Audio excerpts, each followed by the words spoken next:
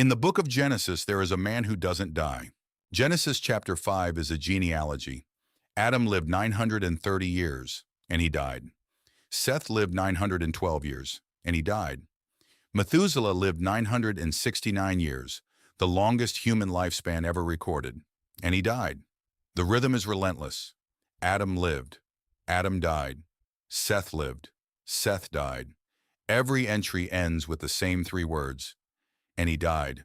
Then in verse 24, the pattern breaks. Enoch walked with God, and he was not, for God took him. That's it. 7 generations from Adam. No grave, no bones, no death. A man who walked so closely with God that mortality itself lost its claim on him. And around this man, this 4-verse footnote in Genesis, an entire literary universe emerged. A book bearing Enoch's name circulated for centuries across the ancient Jewish world. It described fallen angels descending to earth, giants born of forbidden union, a mortal man walking through the very chambers of heaven. The early church read it alongside Scripture. The Apostle Jude quoted it as prophecy. The Ethiopian Orthodox Church preserved it as canon. And then, around the 4th century, the Western Church buried it. For 1,600 years, the West lost the Book of Enoch entirely. Scholars dismissed it as medieval forgery, a late invention, not authentic until 1947, when a Bedouin shepherd threw a stone into a cave in the Judean desert and heard pottery shatter. Among the tens of thousands of fragments pulled from the Qumran caves were 11 manuscripts of the Book of Enoch, written in Aramaic, the language of its original authors, sealed in clay jars for 2,000 years. Not one copy, 11. What those fragments revealed changes everything. Genesis 5 gives us almost nothing about Enoch. His father was Jared. He had a son named Methuselah. He lived 365 years, 1 year for every day of the solar calendar, and then he was taken. That single verse ignited something. By the 3rd century before Christ, Jewish scribes had compiled a sprawling epic under Enoch's name, 108 chapters across 5 distinct books. The first book of Enoch, as scholars call it, is not one text. It is a library. The first section, the Book of the Watchers, expands Genesis 6 into a full cosmic drama. 200 angels descending to Mount Hermon, binding themselves by oath, taking human wives, and unleashing corruption on the earth. The second section, the Book of Parables, contains visions of a heavenly figure called the Son of Man, a title Jesus would later use for himself more than 80 times in the Gospels. The third, the astronomical book, maps the movements of sun, moon, and stars in precise detail, a calendar revealed to Enoch by the angel Uriel. The fourth, the Book of Dreams, recounts the entire history of Israel through symbolic animal visions. And the fifth, the Epistle of Enoch, is a farewell address to his children, filled with wisdom and warnings about the coming judgment. Taken together, these 5 books form something that exists nowhere else in ancient literature, a cosmology written as prose. Heaven charted, the architecture of creation described by a mortal who was allowed to walk through it. The Book of Enoch shaped how Jewish and early Christian writers understood angels, demons, judgment, and the nature of the Messiah.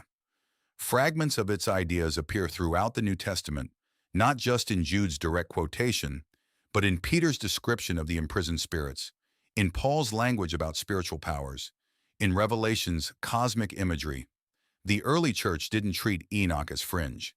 They treated it as formative. But the book itself, the physical text, was slowly disappearing. Greek and Latin copies were lost. By the Middle Ages, Western scholars had never read the Book of Enoch. The only complete version that survived, preserved in Ge'ez, the ancient liturgical language of Ethiopia, was treated with suspicion. A late translation, a fringe tradition, probably a medieval fabrication, but they were asking the wrong questions. The Book of the Watchers opens not with theology, but with rebellion. 200 angels, called the Watchers, descend to the summit of Mount Hermon in the days of Jared, Enoch's father. Their leader is named Shemahaza, another is Azazel. They bind themselves by a mutual oath. No one will turn back. No one will abandon the plan. The descent is unanimous. And then they take human wives. The text lingers on the corruption of this forbidden union. Angels choosing daughters of men, and those daughters giving birth to something the earth had never seen before. The Nephilim, giants, they consume everything. First the produce of the earth, then the animals, and finally humanity itself.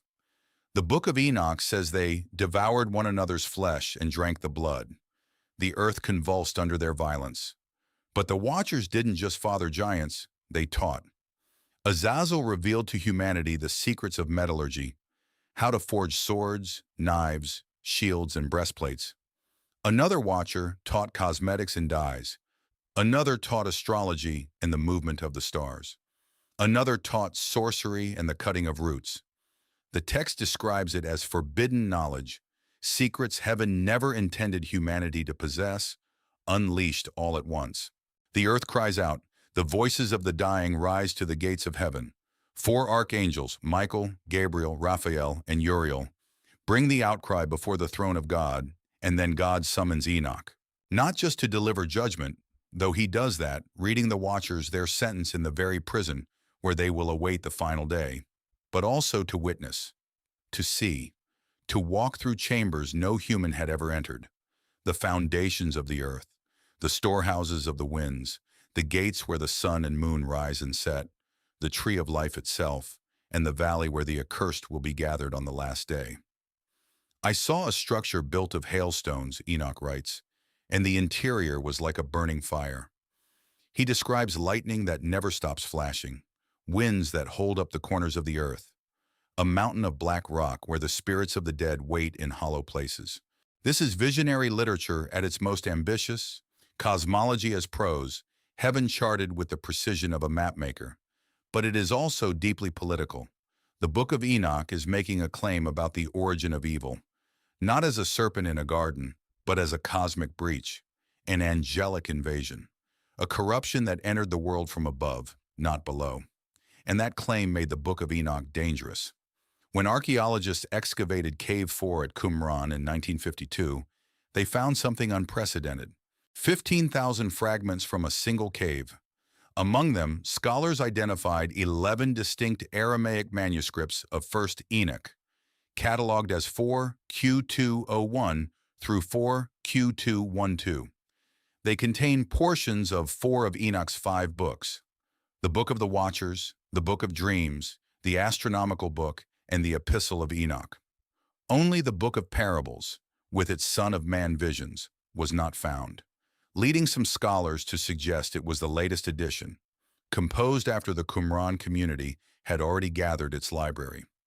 The manuscripts date to the 3rd and 2nd centuries before Christ. That is hundreds of years older than the Ethiopic Ge'ez translations that had been the Western world's only access to Enoch.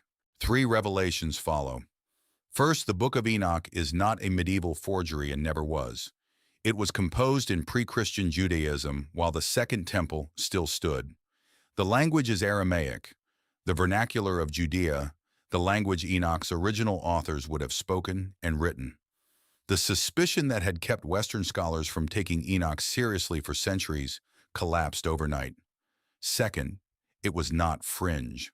The Enoch manuscripts were copied by the same scribes, in the same scriptorium, using the same materials, and buried in the same caves as Isaiah, Deuteronomy, and the Psalms.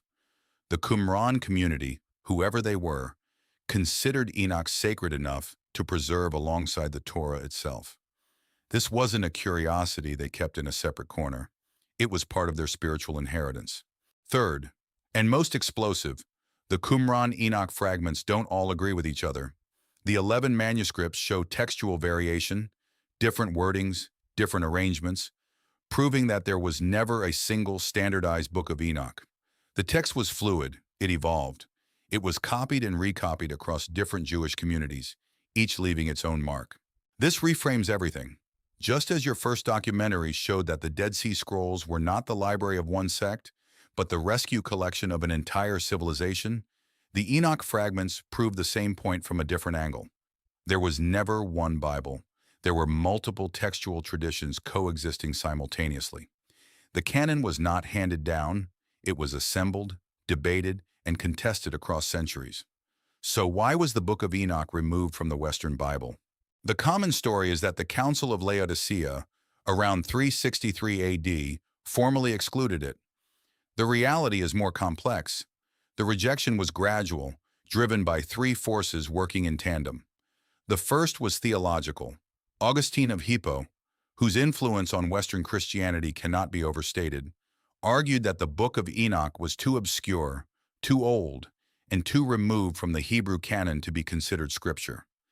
He acknowledged that it contained genuine prophecy. Jude had quoted it, after all, but he believed it had been corrupted by later interpolations. His logic was circular. Enoch couldn't be scripture because it wasn't in the Jewish canon, and it wasn't in the Jewish canon because the rabbis had deliberately excluded it. The second force was the content itself. The Book of Enoch's vision of fallen angels corrupting humanity through forbidden knowledge didn't fit neatly into emerging Christian orthodoxy. By the 4th century, the Church was consolidating its doctrines: the nature of Christ, the Trinity, the canon. A text that described angels fathering giants and teaching sorcery was politically inconvenient. It attracted the wrong kind of attention. Gnostic groups and mystical sects cited Enoch to justify their own speculative systems. The easiest way to neutralize those arguments was to remove their source text. The third force was simple geography and language. The Western Church read Latin and Greek. Enoch survived in Ge'ez, a language no one in Rome or Constantinople could read. The Ethiopian Orthodox Church, which had canonized Enoch and never removed it, was isolated from the theological currents sweeping through the Mediterranean world. By the time anyone in the West thought to ask what the Ethiopians had preserved, the Book of Enoch had been absent from the European canon for over 1,000 years. In 1773, the Scottish explorer James Bruce brought 3 copies of the Book of Enoch from Ethiopia to Europe. Scholars dismissed them. Forgeries, they said. Ethiopian inventions, not the real text. They were wrong. The Qumran fragments proved it definitively, nearly 2 centuries later, in a desert cave half a world away. Here is what the Dead Sea Scrolls Enoch fragments force us to reckon with. The Bible was not delivered from heaven complete and bound. It was assembled from countless textual traditions that circulated, competed, and evolved across different Jewish communities over centuries. The Enoch manuscripts from Qumran show us one of those traditions, a major one that shaped how the apostles thought and wrote and preached. Then it was cut out. But cutting it out didn't erase its influence. The Book of Enoch's fingerprints are everywhere in the New Testament. The Son of Man descending on clouds, the imprisoned spirits awaiting judgment, the lake of fire, the angelic hierarchy. These ideas did not originate with the apostles. They inherited them from a tradition that Jude called prophecy and the Western Church called heresy. The Qumran community did not bury the Book of Enoch in those desert caves because it was dangerous. They buried it because it was sacred. They were the keepers, not the suppressors. And the fact that they preserved 11 copies, more than almost any non-biblical text in the Qumran library, tells us something undeniable. This book mattered. Across the ancient Jewish world, communities read Enoch, copied Enoch, and carried Enoch's visions into their understanding of God, evil, judgment, and salvation. The Book of Enoch was never truly lost. It was waiting. Communities across the ancient world carried their sacred writings through war and destruction, buried them in desert caves with the hope they would be found, and 2,000 years later, we found them. Their DNA is still speaking, and so are their words.